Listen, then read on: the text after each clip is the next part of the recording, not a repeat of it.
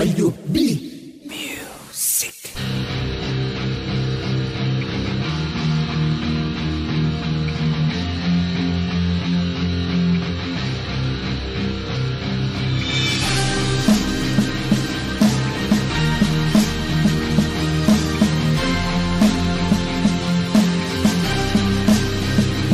Nakakasawa ng pakinggan ng inyong mga mensahe, kasi lahat din naman ng yan walang mangyayari. Kapag sila na ang nakaupo, anong diskarte? Lahat ng pinangako pangahawakang di sinabi. Kaya sa bandang huli tayo may ipit sa gitna, habang sila'y nasa magkabilang gilid tuwang-tuwa. Meron ka bang magagawa? Nasa ating kamay ang ginhawa. Kaya habang maaga pa sa kanila'y wag nang umasa. May pagmamahal pa ba na umiiral sa ating bansa? Kung ang bawat isa sa ating disiplina'y nawala pa, paano na kaya mga nagtatrabaho ng legal? Kung sa takdang araw ng sweldo magbibigay lang ng butal, kulang pa sa pang-almusal na kanyang asawa at anak. Kaya't di natin masisisi kung ang droga ngayon talama. Kakapit na sa batalyon, tatahakin kahit madilim. Mandaraanan ayos lang basta't sila ay may makain. At kahit ito'y galing sa maling pamamaraan, hindi niya kagustuhan na mabuhay sa kawalang hiyaan. Dahil sila rin ang dahilan na punot dulo ng aking kwento. Mga mayayamang mata pobre, ito sana'y maunawaan nyo na isa rin ako sa taong naaapektuhan ng kahirapan, na isa lang naman ang may kagagawan. Sana'y inyong mapagtanto na may mga taong katulad ko na umaasa na ang bayan natin na inyong maibago. Nakakasawa ng pakinggan ng inyong mga mensahe,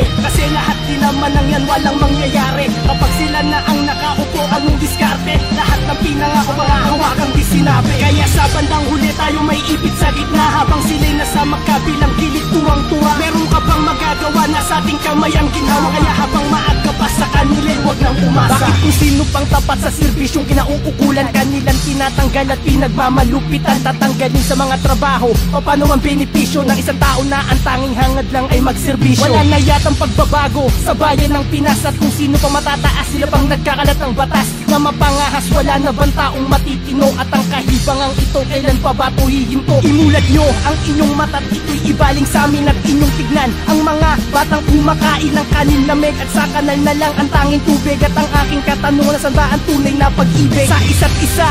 Sadyang ito'y wala na ba? Dapat sa mga mahihirap ganito ang ipadama, pagmamahalan, kapayapaan. Ito lang naman ang nais kong mangyari sa bayang aking kinagisnan. Nakakasawa ng pakinggan ng inyong mga mensahe, kasi lahat din naman ng yan walang mangyayari. Kapag sila na ang nakaupo, anong diskarte? Lahat ng pinangako pangahawakang di sinabi. Kaya sa bandang huli tayo may ipit sa gitna, habang sila'y nasa magkabilang gilid tuwang-tuwa. Meron ka bang magagawa? Nasa ating kamay ang ginhawa. Kaya habang maaga pa sa kanila'y wag nang umasa. Sana sa awit kung ito ang puso nyo ay maantig, at isa lang ang nais ko na sa inyo'y ipadinig, na kay daming mga mahihirap na humihingi ng sustento. Balit sa anong kadahilanan, bakit di kayang may aprobado? Ako na mismo mag-aabiso, sana'y pagtuunan ng pansin, at isa lang ang nais nila, makamtan ng simpleng adhikain. Sa pangaraw-araw ay may makain, kaso di sumasapat ang kakarampot na sweldo, dahil ito pa ay kinukulimba ng mga nakakataas, porkit sila ay empleyado ng mga kumpanyang may-ari na walang prinsipyo't di makatao. At sa awit kung ito, wala na yata masihigit sa isang tao na nagbigay sa atin ng galit at sakit. Aya't tayo'y magkapit-bisig at itama ang mali, nang sa gayo'y kapayapaan na sa ating puso ang maghari, upang hindi na mapawi ang pagmamahal na binigyan ng atensyon, upang ang bayang nahihirapan ay tuluyan ng maibsan. Pero hanggang kailan kaya itatagal ng iba nating mga kababayang walang dangal? Halos parang sinasakal ang kanilang mga pagkatao, na sa tuwing nagaganap sa atin ay walang pagbabago. Kaya sumulat ako upang sa taas maiparating ang hinanaing ng mga hikaos na walang makain sa lansangan, at ang iba'y tagpi-tagping tirahan, at sila ang inuuna,